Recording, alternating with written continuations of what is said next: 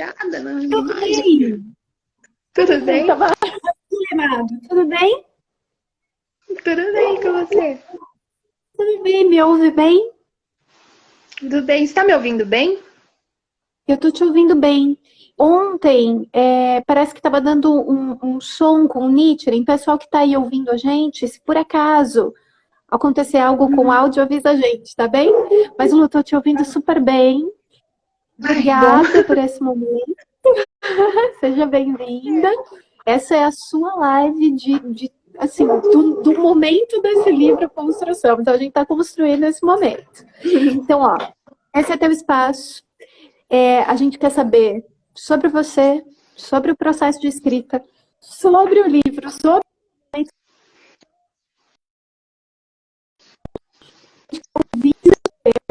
saber E tudo. dando uma travada. Aqui é o pessoal. Se vocês tiverem perguntas, gente, manda pra gente aqui. E aí eu te interrompo só se houver essa necessidade. Senão, a gente quer só te ouvir. Débora, deu uma travada aqui no que você estava falando. Você pode repetir, por É uma... favor? Claro, claro. Tá bem agora? Tá, agora tudo Ó, bem. então vamos lá. Que a ideia dessa live é te dar um espaço mesmo para todo mundo, né, poder te ouvir, para conhecer um pouco de você, para conhecer um pouco desse processo da escrita de projetos anteriores, inclusive, e desse específico e de outros que virão. Agradecer por você topar fazer todo esse processo online, que é uma novidade, né? A gente não tem como escapar. E a gente quer ouvir seus poemas, quer saber de tudo, assim, tudo que você quiser contar pra gente. E eu te interrompo só se aparecerem perguntas aqui, mas pode conduzir que a gente está aqui para te ouvir. Tá bom. Acho que, né, primeiro eu vou falar um pouquinho de mim, depois eu falo um pouquinho do primeiro livro e depois do segundo, que é esse que está em processo aí, né, nesse processo diferente. Meu nome é Luana, eu tenho 26 anos, né, sou formada em letras, trabalho numa escola, inclusive. Basicamente, sobre mim é isso, e além do livro que está em processo, eu tenho esse aqui, que é o primeiro, que saiu pela editora Patuá. Falando um pouco do primeiro livro, ele surgiu em 2016. E ele seria publicado em 2016 tal, mas o Eduardo, que é o editor da Patuá, ele teve um problema de saúde e tal, e aí ele não pôde publicar, acabou ficando para 2017, começo de 2017. Eu continuei escrevendo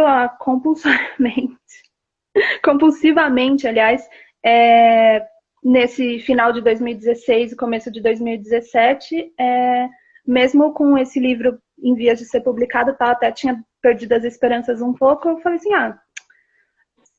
o que se tiver que acontecer, acontecerá, né? E aí ele saiu em março de 2017, tal. Ele tem algumas coisas diferentes em relação ao livro que sai agora pela Urutau, tal.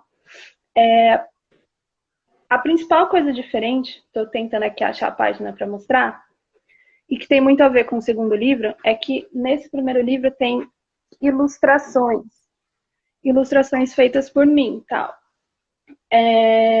Esse primeiro livro, ele seguiu ele não tinha um projeto propriamente, assim. Ele seguia um esquema mais de coletânea.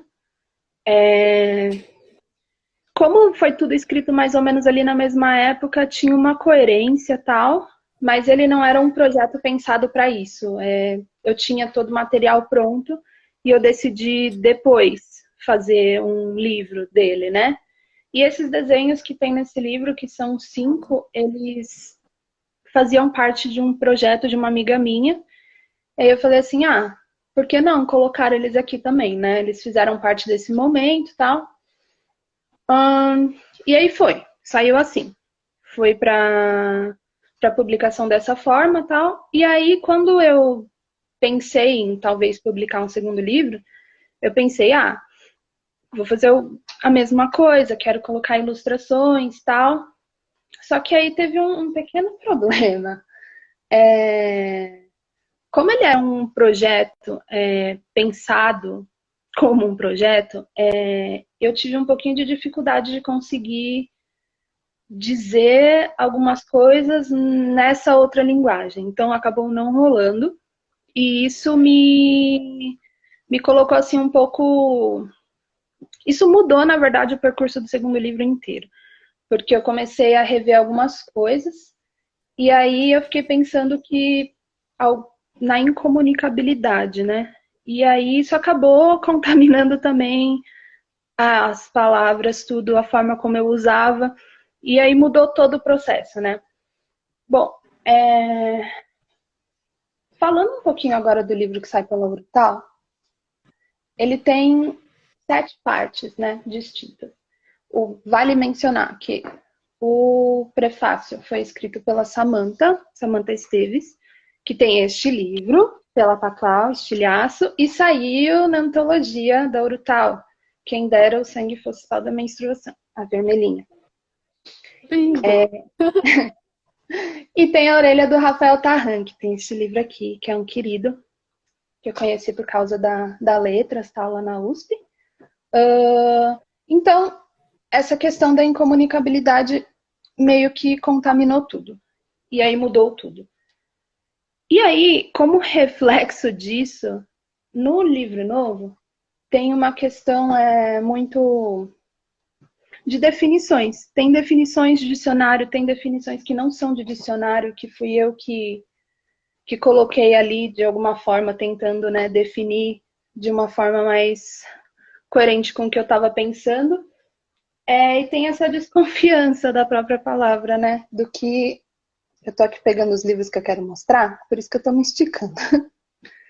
Mas teve essa questão de ter que repensar tudo a partir desse momento. E tem a questão, tem uma coisa que tem nesse livro novo que não tem no primeiro, que são as colagens, né? Também aí uma fuga para um outro tipo de linguagem que eu venho tentando nesses últimos tempos. Inclusive, atualmente, eu faço um curso na Casa das Rosas chamado Poesia Expandida, que é justamente para pensar outras linguagens. Então, a gente tem feito algumas coisas de performance de voz, com imagem também. Então, vai muito... Parece que é estranho, né, essas coincidências que acontecem, né? Logo quando eu estava pensando nisso, tentando desdobrar isso, apareceu esse curso, me inscrevi, fui selecionada, e falei, nossa, a vida às vezes é meio doida, né? Aí, voltando para o livro, além da parte do prefácio, da orelha e tal, ele tem uma advertência. A advertência dele diz assim: os fatos mencionados neste livro não têm nenhuma relação com a realidade. Tampouco existe a República do Brasil, Brasil com Z, importante dizer. Isso aconteceu por quê? Porque o processo do primeiro livro, ele foi atravessado, do primeiro livro não, deste livro, ele foi atravessado pelas eleições de 2018, as catastróficas eleições de 2018, né? E aí, como eu estava ali lidando com aquilo, com as definições, com o que poderia ser, com o que não poderia ser, eu fiz um procedimento em alguns dos poemas do livro de censura, porque isso, infelizmente, é uma realidade, pode ser. Se eu estou tentando redefinir e tentando fazer um uso das palavras coerente com o meu tempo, isso não poderia ficar de fora. E assim, foi muito tenso essa época. A primeira parte do livro, ela fala muito sobre a cidade, e eu acho que, assim, a questão do isolamento social me lembrou um pouco a forma como eu estava me sentindo nessa época, porque parecia que não existia conexão com as pessoas. A pessoa pela qual você acabou de passar na rua poderia desejar que você morresse, basicamente. Então foi meio desesperador, assim. E um fato curioso é que, assim, eu escrevi nessa época muito sobre a cidade porque eu moro longe do trabalho, morava longe da faculdade, que eu terminei no ano passado e tal. Então eu passava muito tempo dentro do transporte público. E esse tempo eu passava muitas vezes escrevendo. Então a cidade aparecia muito e tal. Tanto que na primeira parte do livro é basicamente um elemento muito determinante, a própria cidade. E aí, um livro que me influenciou muito nessa época, que eu estava escrevendo esses poemas da primeira parte, é do Pasolini. Os poemas que a gente tem do Pasolini, até por uma questão de viés social também. Eu acabei lendo muito isso quando eu estava escrevendo, então é uma influência muito determinante. Essa edição que eu tenho aqui é da Kozak, mas eu acho que ele voltou a ser publicado pela editora 34, se eu não me engano. Mas enfim, pediram, quando eu perguntei o que queriam ver na live, essas referências e influências, então dessa primeira parte do livro é Pasolini, basicamente. O que mais posso falar dessa primeira parte? Eu acho que é basicamente isso. E é engraçado porque nesses tempos eu saí numa antologia de quarentena, né? Que tem várias por aí e tal. E eu usei um poema dessa primeira parte. E ele funcionou. Então era um sentimento real de desconexão com o outro e tal. Tá, a segunda parte é bastante marcada por um autor chamado Bruno Schultz. Ele também não era publicado há algum tempo aqui no Brasil. Ele também era da Kozak. E agora voltou a ser publicado pela editora 34 também. É um autor que escrevia em língua polonesa, que eu estudei na universidade, porque eu fiz algumas disciplinas de literatura hebraica. E ele, apesar de não escrever em hebraico, ele era muito importante para a gente entender um outro escritor. E o Bruno Schultz, ele é muito peculiar, ele é uma leitura muito diferente de tudo, não é muito fácil, mas uma coisa que me chamou muita atenção nele é que ele transforma pessoas em animais, em específico o pai dele. Ele transformou, se eu não me engano, era num caranguejo, alguma coisa assim, e foi o almoço do outro dia. Eu fiquei meio assim, nossa, como assim? Já quero tentar fazer também no livro, ok? E aí eu fiquei meio impressionada porque, puxando um pouco o gancho da primeira parte, a vida mudou de um jeito nesse período que não era mais... Nada parecia mais igual a antes, né? E o Bruno Schultz passou por uma coisa parecida, tal. Ele viveu no período entre guerras. E ele viu o mundo ao redor dele ruindo, a família dele ruindo, e ele mesmo foi assassinado, tal, por oficiais nazistas. Então, ele acaba se conectando dessa forma com a primeira parte, né? Mas como a influência mudou um pouco, bastante, e o assunto também teve isso. Deixa eu pensar. Na terceira parte, eu li muito enquanto eu estava escrevendo. Não tem nenhum livro do Bruno Schultz para mostrar, infelizmente. Eu estava lendo muito uma autora que eu sempre volto para ler quando eu preciso de um disparador assim para escrever alguma coisa, que é a Ana Martins Marques. Gosto muito. Essa aqui é a Vida Submarina, é a edição antiga, vai sair uma nova pela Companhia das Letras e tal. Gosto muito dela. E ela sempre é um disparador muito eficiente para mim. A temática também é próxima da dela.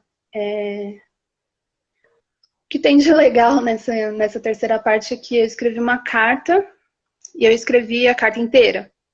Na primeira versão do livro, a carta estava inteira. E aí, quando eu comecei a censurar tudo, eu picotei a carta, assim, foi um negócio muito gostoso de fazer. Eu gostei muito de destruir o texto depois de ter construído ele. Podem tentar em casa, é bom. A quarta parte é a parte que conta com as colagens, né? Basicamente, o que eu estava lendo na época. Eu fiz uma pesquisa na época da graduação sobre Angélica Freitas, então eu estava examinando de uma forma muito atenta os procedimentos dela, tal. Então, esse livro, Um Útero do Tamanho de um Punho, que também foi publicado pela Companhia das Letras depois, foi muito determinante nesse sentido. E a própria temática dele também é uma temática muito afim da temática dessa parte. E também outra coisa que eu estava lendo muito nessa época era Adrienne Rich, uma poeta que nunca tinha sido publicada, acho que um livro inteiro dela em português aqui no Brasil. Eu conhecia ela por causa de estudos teóricos e tal, e tinha lido algumas coisas em inglês dela.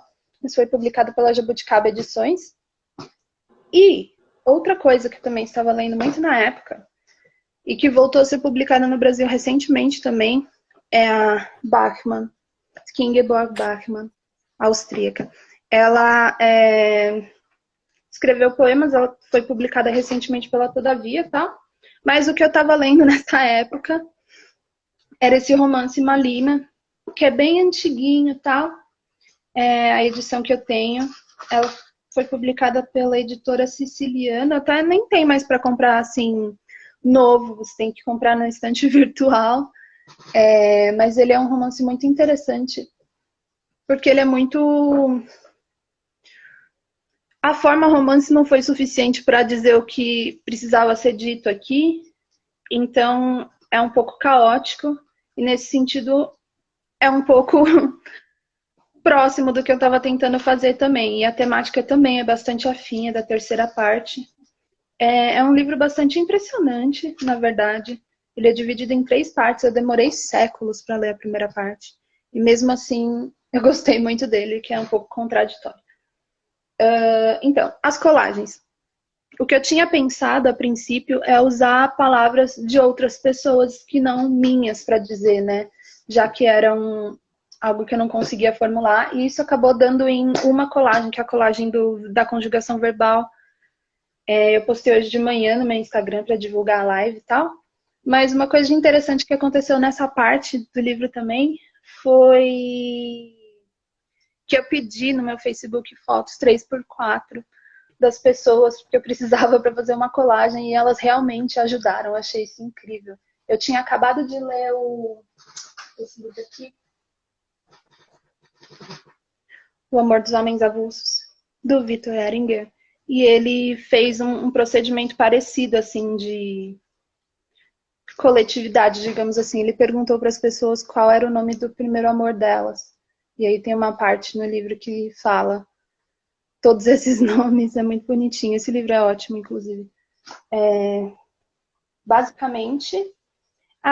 e nessa parte também eu comecei a desenvolver um trabalho com lacunas, que também por causa da Angélica Freitas, porque é um procedimento que ela usou no útero do tamanho de um punho, em específico no poema que dá título ao livro. E aí eu comecei a explorar as possibilidades da lacuna também, já que eu não sabia como formular algumas coisas. A lacuna deixaria bem explícito, né, esse descompasso, né, do que tem que ser dito e como pode ser dito. Agora, quinta parte. Quinta parte tem uma relação com a segunda, né, na questão também do desaparecimento um pouco da voz, da linguagem, de meios que possam ser suficientes para expressar, mas não vou falar muito dela. Nem muito dela, nem muito da sexta, que a sexta são os poemas dedicados, são os presentinhos que eu ofereci para algumas pessoas nesse meio caótico de não conseguir dizer nada. Consigo dizer algumas coisas, e para algumas pessoas foi um presentinho. E a última parte fala de uma palavra proibida. De novo, aqui eu estava lendo a Adrienne Rich, a Angélica Freitas, a Adília também, tem uma coisa mais meio nonsense em um poema em específico. Mas basicamente eu também explorei o sentido de lacunas que tornam as palavras impronunciáveis. Então é uma questão de forma e uma questão de conteúdo. Isso não pode ser dito porque não pode sequer ser pronunciado. Por forma, pela própria linguagem, ou por uma pressão, talvez, social, digamos assim. Aí, eu queria voltar para o começo do livro. Para a própria epígrafe. A epígrafe é desse livro aqui. Ai, tá caindo tudo aqui, meu povo. Deste livro também. Eu separei um monte de livro aqui. Enfim. Que é também deste livro Malina. que fala: vou lhe revelar um segredo terrível. A linguagem é o castigo, é nela que desembocam todas as coisas e é nela que elas devem perecer, de acordo com a sua culpa e a dimensão de sua culpa. Basicamente, quando eu li isso no livro da Bachmann, eu falei, meu Deus, é isto. E foi impossível não colocar isso como uma epígrafe do livro, porque é muito o que eu estava tentando fazer. Vou contar um pouquinho mais desse livro. Se você não gosta de spoiler, tapa os ouvidos, porque eu vou ter que contar. Ele basicamente fala sobre uma mulher que está dividida entre dois homens, na primeira parte. Ela tem um caso com um homem que eu não lembro muito bem o nome, e ela parece ter um relacionamento com uma Lina ao mesmo tempo. E tá tudo ali, né? Tranquilo. Até aí, tranquilo. Na segunda parte, ela tem é um delírio, assim, a segunda parte inteira é um delírio muito esquisito e que mostra um aspecto muito patriarcal, militar, pelo menos penso eu, ali daquela sociedade onde ela tá. E lembrando que a Bachmann, o pai dela era oficial nazista, né? Até onde eu sei. E tem assim, um quê a ver com isso, assim, mas muito a condição feminina. E na terceira começa a dar tudo errado, começa a desmoronar tudo. E no final ela entra na parede, desaparece e uma Lina se comporta como se ela nunca tivesse existido. Então, esse livro, ele é muito esquisito, esquisitíssimo, mas ele é ótimo. E acho que ele tem vários gêneros. Ele tem entrevista, tem poema, tem prosa comum, digamos. Eu acho que foi uma das primeiras vezes que eu parei e pensei, nossa, acho que aqui é um projeto que a pessoa tentou dizer o que ela conseguiu colocar em palavras, assim, tipo, de uma forma muito latente, porque sempre tem um pouco disso e tal, mas aqui é muito óbvio. E aí, isso fez repensar todo o meu processo também, que era isso também. E aí, pensando nisso, eu estou tentando desenvolver também projetos futuros que falem sobre isso e tenho trabalhado bastante com a lacuna, porque é um sinal muito óbvio, né, desse descompasso entre o que é possível representar, o que não é possível, mas basicamente tudo isso começou com eu olhando para o primeiro livro e pensando, vou botar umas ilustrações no segundo livro, vai dar certo. E virou tudo isso. Basicamente foi isso. Não sei, tem alguma coisa em específico que você queria saber ou alguém que está aí vendo? Tem um comentário da Maitê falando que também tem algumas edições que você mostrou, agora eu não me lembro exatamente qual, mas contar a respeito desse processo da eleição e de quando isso se deu e de todas as fontes que você bebeu aí, de todos os processos, é uma delícia saber. Eu acho que você não comentou, você comentou rapidamente, mas acho que o título você podia abordar um pouquinho mais. Dentro desse período, até a publicação, você já falou que participou de uma outra antologia e, de repente, falar dos novos projetos, né? Porque a gente já tem um tempo, né? Do edital, né? Da sua... desse momento de aceitar participar desse processo e tudo mais. Então, assim, de repente, falar desse novo projeto. Tá, o título, eu pensei muito... Bom, você perguntou disso porque eu estava olhando aqui um livro e pensando, por que eu peguei esse livro para mostrar, mas agora eu lembrei. Eu gosto de títulos... Se não for um título para mim, não compensa que ele seja comprido. Para mim, eu prefiro títulos curtos, na verdade. Eu acho muito mais difícil você conseguir um bom título comprido. Então eu pensei, quero uma palavra curta e, enfim, uma palavra. Aí eu conheci esse livro aqui. Ara, da Ana Luísa Amaral. E esse livro ele fala de um casal. Na verdade, não é um casal, né? Na verdade, queriam ser. De mulheres. E elas são as duas casadas e têm filhos. E ali fica na impossibilidade e tal. Só que ela fala muito de linguagem em si. Como não existe no vocabulário dela, da narradora, né? uma palavra, uma forma de se referir, enfim. E aí eu pensei, seria necessário construir uma nova língua, né? Uma nova linguagem. E daí eu pensei, talvez seja o caso do meu livro também, né? Então eu pensei nessa palavra, construção, por causa disso. Inclusive, esse livro é muito pouco lido no Brasil. E eu acho que ele é lindo, assim. Ele é um pouco... Ele não é uma leitura fácil, porque ele trabalha muito com a forma também. Porque não é só a linguagem. A forma tradicional não contempla. Então, ela faz uns procedimentos aqui com a forma também. Mas ele é muito bom e ele é, assim... em questão de procedimento, eu acho ele fantástico. Mas ele é bem pouco lido, eu acho.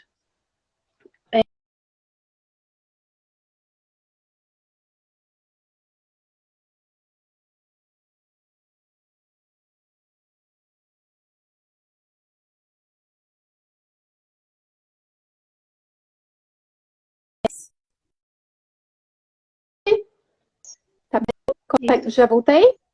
Aqui também tinha dado... Voltou? Então, assim, projetos futuros, sua relação com Ana Martins, e se você escreveu algum poema nessa oficina da Freitas. Algum poema que provavelmente esteja no Construção. Projetos futuros, primeira.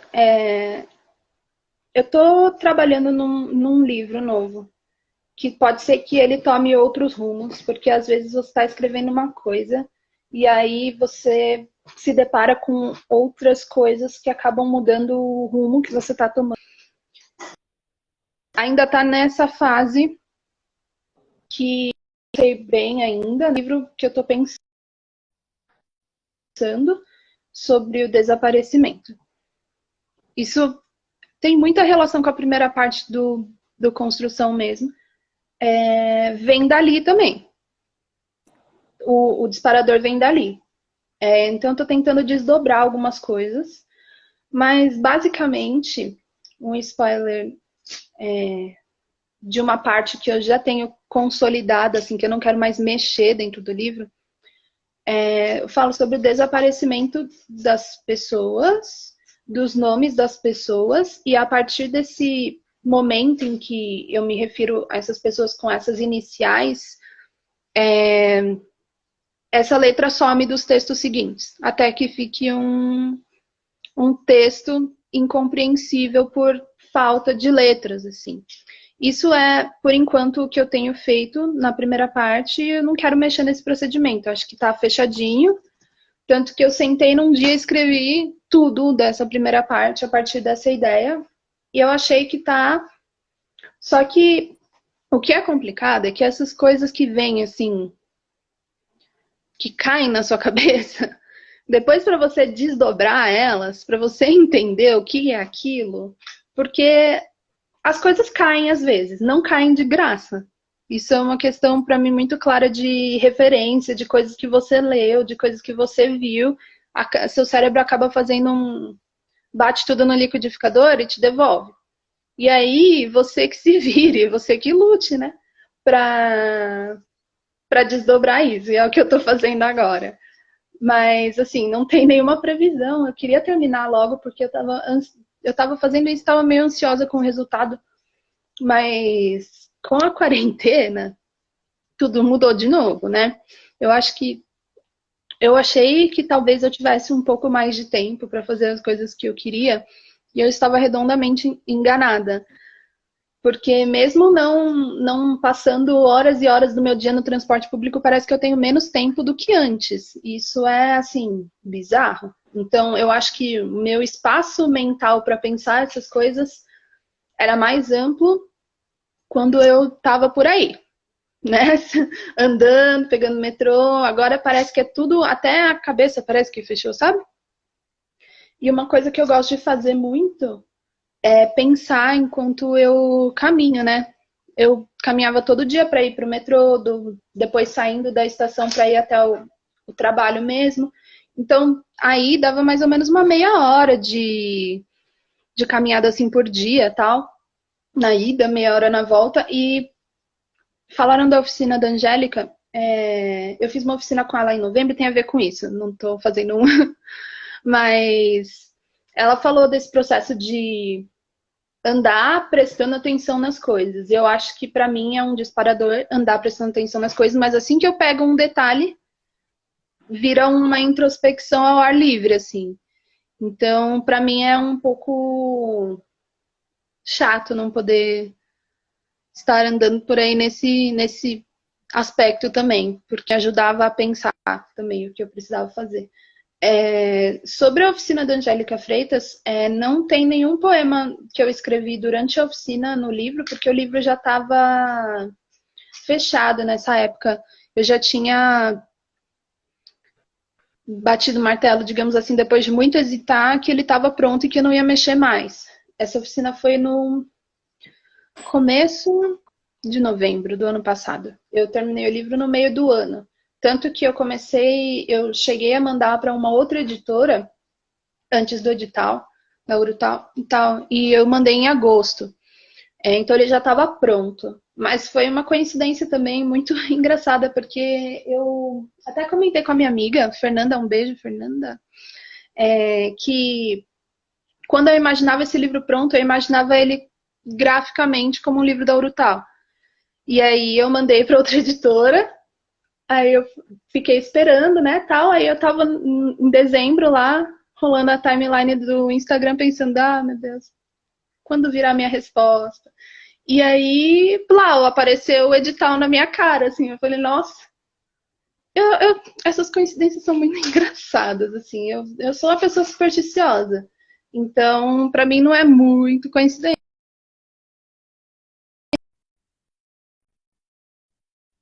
Meu Deus, o edital.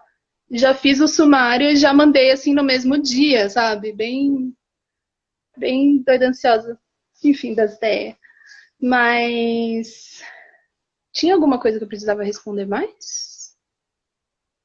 Não, eu acho que alguém tinha feito uma pergunta a respeito dos processos do novo livro, suas referências, mas acho que você trouxe um monte agora, né, dos livros. Tinha Não sei se você quer falar a questão da de Ana alguma Martins, não específica. tinha? Oi? Tinha a questão da Ana Martins Marques, eu acho. É que eu não Isso, falei essa ainda. relação. Desculpa, foi a Maitê que fez essa pergunta. A Maitê. Um beijo, Maitê. Amanhã tem a live da Maitê, gente. Tem que ir também. Sim. Minha relação com a E Ana Martins falando Marques é. isso. Oi? E falando, eu achei muito bacana a sua colocação, porque a gente falou da live da Maitê amanhã, e ontem o processo de inspiração é muito semelhante ao do. O seu processo de inspiração é muito semelhante ao do Nietzsche, né, de ontem, que ele falou também, eu ia pra rua, ficava 10 dias nesse processo olhando tudo. Então, assim, eu imagino o quanto está né, sendo sofrido esse momento mesmo. Sim, mas assim, uma coisa boa desse momento é que, pelo menos assim, eu tô tendo mais tempo entre aspas, vai. Para mexer com os aplicativos que as pessoas indicaram na oficina que eu tô fazendo, tal. E aí eu tenho postado no meu Instagram alguns vídeos de leituras que eu tenho feito com alguns efeitos desses aplicativos, tal. Então, andando na rua eu não ia conseguir mexer neles, pelo menos estou conseguindo mexer um pouquinho aqui nas internets da vida, né? Para fazer isso. Na verdade, era um incômodo meu há algum tempo, porque eu sentia que eu não movimentava muito o que eu escrevia, porque eu não lia muito, porque eu não, enfim, não apresentava de fato, assim, sabe? Então, acho que está sendo bom passar por essa oficina tal, que está me ajudando a pensar em estratégias para adequar essa prática sem, enfim, sair tanto assim da minha zona de conforto. Não gosto muito de falar em público, por exemplo, apesar de ser professora, mas é muito difícil chegar no meio de um sarau, microfone aberto, sei lá, e ler, assim, é bem difícil. Mas aí eu tô fazendo isso de gravar o áudio, né, e manipular com esses aplicativos, então, de certa forma, tá indo, né, tá indo. Minha relação com a Ana Martins Marques, ai, gente, eu amo tanto essa mulher. Eu não sei nem dizer direito, mas eu acho que ela é muito precisa no que ela precisa dizer. Eu acho que não tem nada sobrando nem nada faltando nas coisas que ela escreve, sabe? Então eu acho isso uma capacidade absurda, assim. Fora que, assim, os poemas dela se comunicam com muitas pessoas. Todo mundo que eu conheço que lê gosta. Então eu acho que é uma precisão, assim, absurda e uma capacidade de comunicar muito grande também. Sobre temas aí que estão, enfim, sempre na vida da gente. Eu acho que essa é a minha relação com ela. E eu acabo escrevendo muito. Quando eu leio ela, termino de ler, já quero escrever. Outra autora que tem esse efeito, mas acho que por motivos diferentes, é a Ana Cristina César. É que eu não consigo pegar o livro agora, então assim. Eu acho que ela faz parecer fácil. Tá aqui. Ana Cristina. Mas o meu tá aqui na mão. Oi? Ah, esse mesmo. Eu acho que ela... Esse. Eu acho que ela faz parecer fácil. Ela maquia muito bem os procedimentos dela, fica parecendo um diário, e eu acho isso incrível também. E assim, acho que a provocação que fica dessa leitura é: se ela tá escrevendo aqui um diário, por que eu não consigo escrever também, sabe? Aí você vai tentar escrever, e aí você percebe que é um pouquinho diferente. Mas é um bom disparador também. Eu lembro de ter conhecido ela na metade de 2016, assim, a universidade estava em greve. E aí eu fui na biblioteca antes da greve, assim, acontecer. Eu peguei 10 livros, trouxe para casa e falei, não, vou passar esse tempo lendo que nem uma doida. E foi aí que eu conheci, né? E foi aí que eu comecei a escrever. Foi assim, tipo, poesia foi isso. Eu já escrevi a prosa muito antes, mas é engraçado porque eu comecei por esse lado e deixei um pouco. Aí eu parei totalmente de escrever em 2016. Aconteceu isso, aconteceu greve na Universidade Ana Cristina César, e aí eu voltei. E foi daí que veio o primeiro livro. Foi desse período aí em que a gente ficou em casa, tal, da universidade. Eu lembro que teve ocupação lá, tal. Eu cheguei aí na ocupação uma vez, mas não estava muito bem para ficar. E aí eu fiquei em casa lendo, que é o que toda greve que acontece na universidade acontecia, né? Porque agora eu saí de lá, eu penso em fazer. Vou lá na biblioteca pegar as coisas e é isso. Vou aproveitar esse tempo de alguma forma, tal. A gente falou de diário, né? Tem uma outra autora que eu tô lendo os diários dela há aproximadamente 1000 anos, mas que eu gosto muito também e que eu também comecei a ler os poemas em 2016 e li também o romance mais famoso dela em 2016, que é a Sylvia Plath, né? Tem esse livrinho aqui, fofo. Também foi uma influência lá em 2016, então digamos que não são autoras que eu li agora para escrever o Construção, mas que estiveram lá desde o começo, né? Acho que são determinantes nesse sentido. Alguém perguntou mais alguma coisa? Tem mais Sim, alguma sua última leitura. E se tem influência, se você tem alguma influência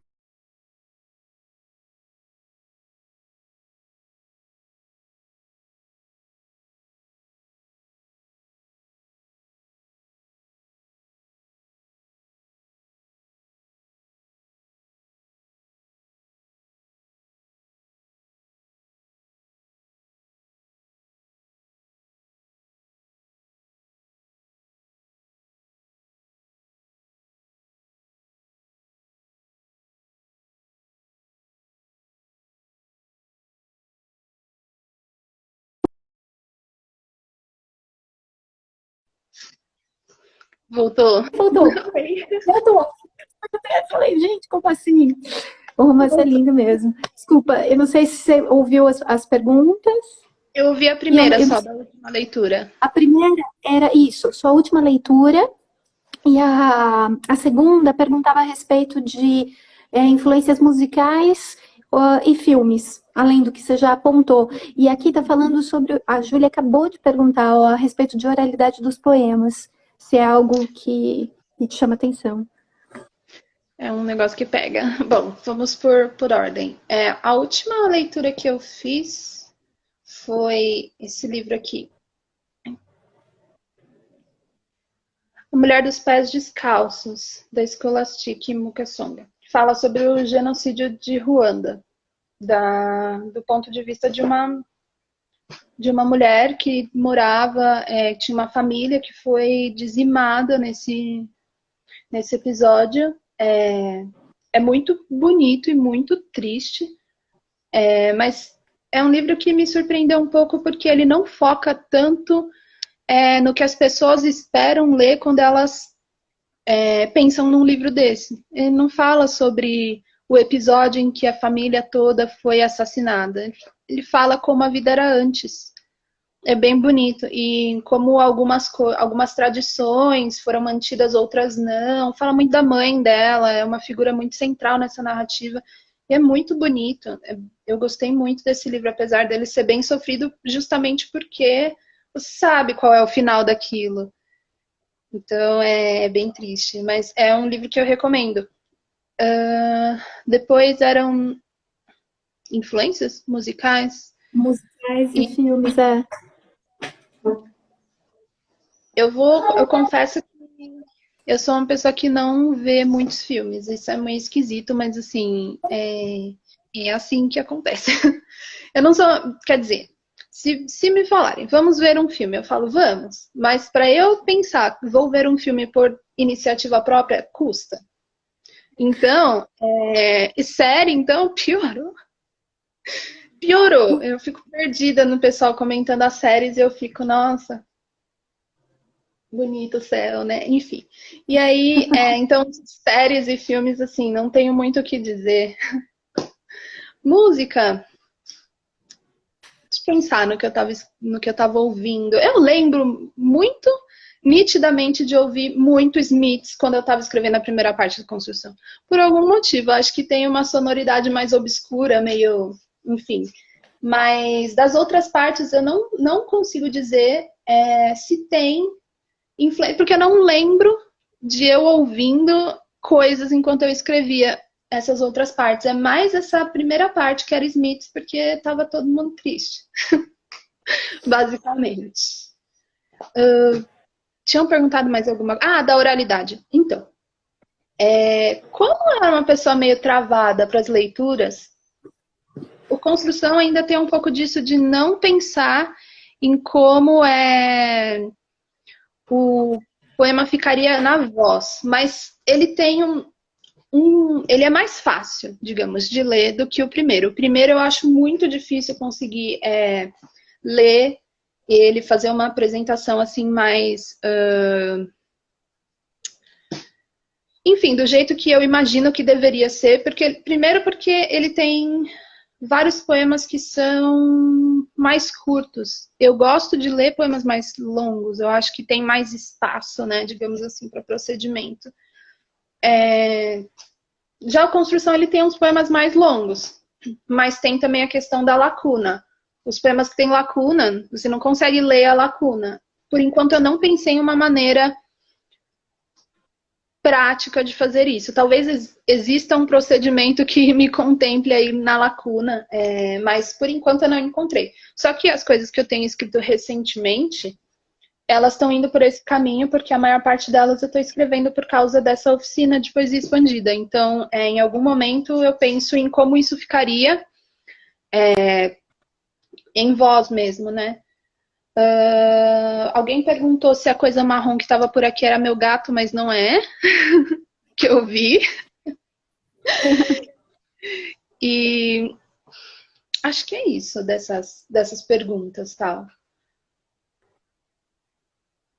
Eu acho que sim. Eu acho que ficou bem claro a questão do título, as divisões do livro, essa coisa de ter um contexto de época muito significativo em relação à eleição e essas sensações todas em relação a essa censura.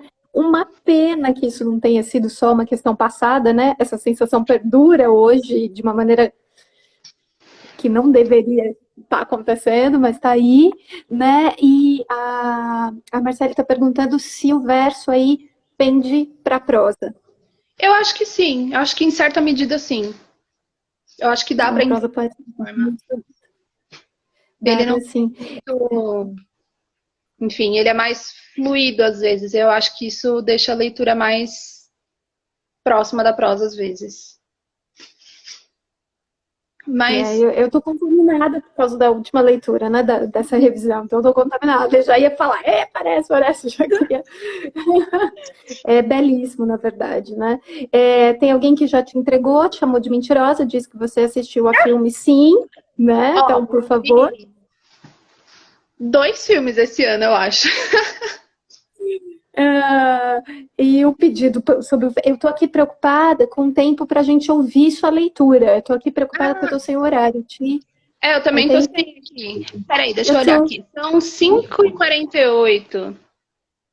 Então, quando dá 59 minutos, o Instagram derruba a gente. Então, a gente tem aí uns 15 minutos, mais ou menos. E acho que tudo que a gente queria, não sei, você pode falar, você sabe que aqui é teu espaço, mas eu queria te ouvir lendo, né? Que você fizesse uma escolha, uma seleção pra gente aí de poemas que te agradam, porque é diferente, né? Ouvir os poetas lendo dá uma sensação muito boa. Tá bom. Eu deixei aqui o computador ligado já para caçar uns.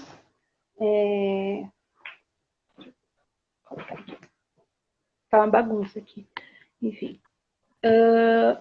Eu pensei em ler o primeiro, que acho que ele dá um pouquinho do tom que acaba se estendendo para o resto do livro inteiro.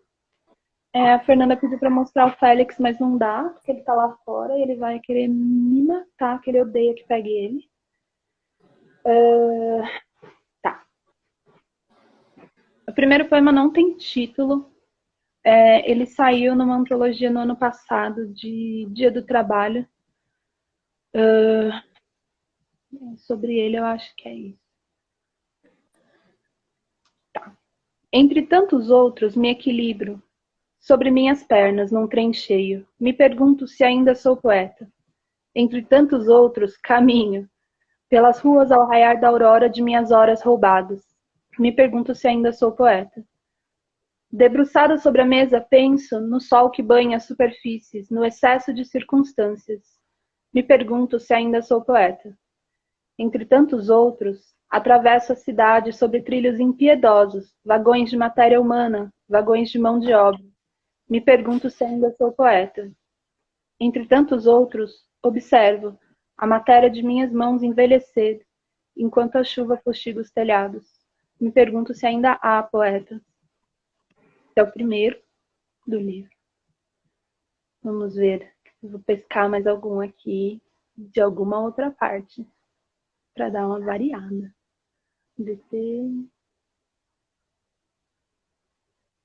Se alguém quiser perguntar alguma coisa, ainda dá, né? Então, se... Sim, tá.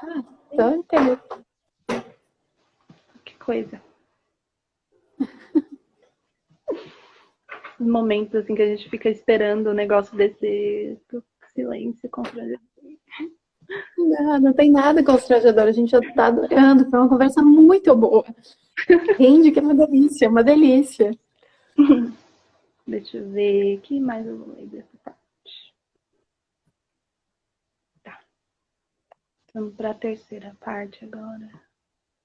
Terceira parte. Tá, nós. Tá.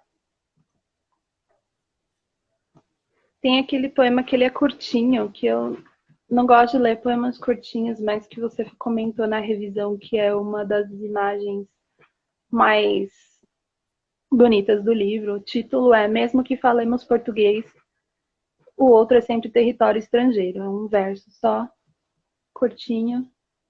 Eu gosto de escrever coisas curtas também.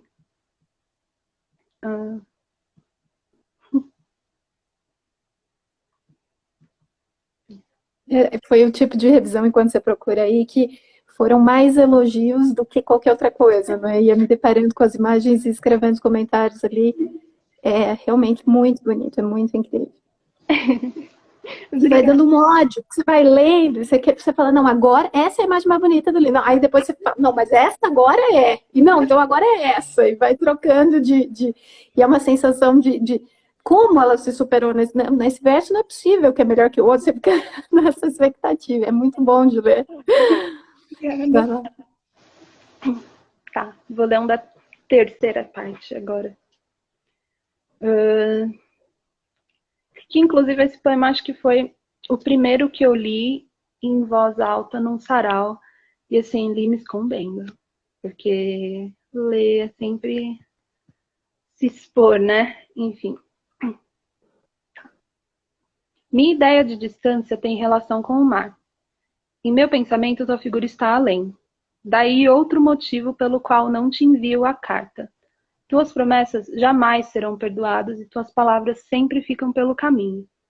Imagine o desastre aéreo que seria tão somente tua resposta. O piloto seria obrigado a fazer uma manobra de emergência. Tuas palavras caindo, uma a uma despencando em alto mar. Tem a questão da carta também, né? Da incomunicabilidade pela questão da carta, né? Nessa parte. Tem a ver com uma viagem. Tá, da terceira parte. O Marcelo está perguntando a respeito da própria linguagem, Mar. Ela vai responder isso, mas assim, visualmente é uma coisa impressionante. Esses poemas que você está dizendo, dessa dificuldade para a leitura, né? Por conta dessas lacunas, e a gente tem outros ali como se fossem explicações para determinadas palavras, dadas pelo dicionário ou pela poeta, é uma coisa incrível, incrível. A própria linguagem vai ser sempre a questão. Eu acho que... Eu pensei muito nisso também. No primeiro livro não era óbvio que como você está trabalhando com a linguagem, ela sempre está ali em alguma medida cutucando, né? Mas nesse segundo livro foi muito incômodo e muito constante, né? Então acabou virando isso. Né? Muito. Até, enfim, eu ficava pensando muito, porque eu estava dentro de sala de aula pensando nisso também. A aula do sexto ano lá, conjugação verbal, verbo falar, e eu lá, vixe, pode ser, né, gente? Pode ser essa ideia que eu tive. É engraçado, mas eu acho que o cotidiano de sala de aula é muito rico para isso, para pensar isso. Acho muito. Agora eu quero um poema da quarta parte. Deixa eu ver. Um curtinho também. Eu acho que ele também ele resume bem essa quarta parte. Como se fosse possível, finjo apagar o corpo da palavra, nenhum vestígio. Tem uma ambiguidade aqui. É o corpo ou a palavra que apaga? Enfim.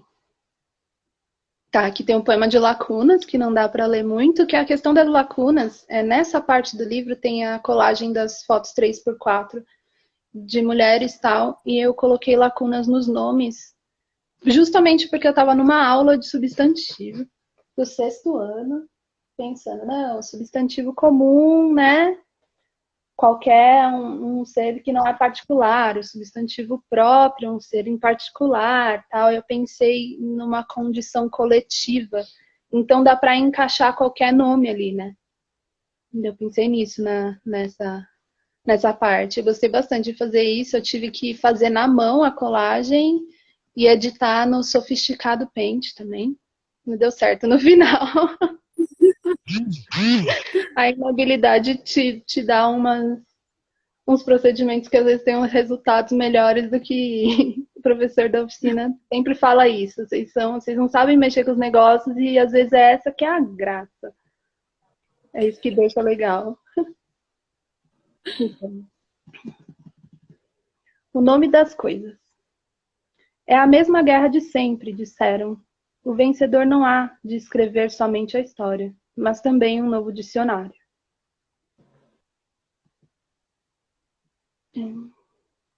Nessa parte em específico tem um diálogo muito explícito com o poema da Bachmann também, que é o que fecha. Vou ler ele. Que tem um poema que ela fala: perco meus gritos. E é impressionante. Tem esse poema. Não perco somente meus gritos, mas subitamente alguém me levou à visão. Nos levou. Mas há essa ânsia que não me deixa caminhar sozinha. E o corpo da palavra é fino, tal qual uma lâmina. Esse é o último poema da quarta parte. Vem uma colagem depois. Acho que vai cair a transmissão, que tá 5h58 aqui. Tá quase, tá quase. Então, terminou de não uma pode forma dar otimista, né? pode dar seu, olha, Marta, todo mundo precisa desse livro. Pode dar seu último recado. Eu sou grata, né, por você ter participado e a gente tá de mão dada, né? Vamos seguir, né? Manda bala. Ai, gente, obrigada por terem. Nesse livro tem muitas pessoas, até na colagem, no ouvido, sempre disponível aí no meio do caminho, tal, dos meus amigos, das minhas amigas.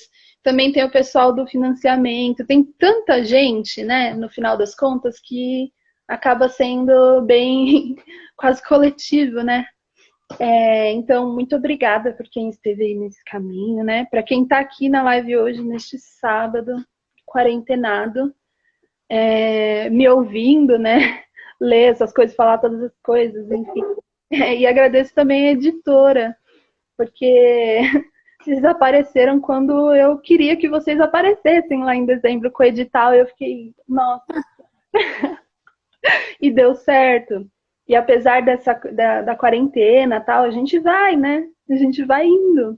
A gente tenta ir ultrapassando esses obstáculos no meio do caminho para chegar lá no fim, onde a gente quer chegar, né? Então, muito obrigada. Você e o Thiago são muito atenciosos. Eu acho que é isso. Nós que agradecemos. Nada. Todo mundo ali mandando amor para você e é um processo lindo. Obrigada. Obrigada. Então, boa noite, gente que tá aí. Boa noite, Lu. Depois eu te mando o link para Tá você bom. ter a live, tá bem? Um beijo, gente. Tchau.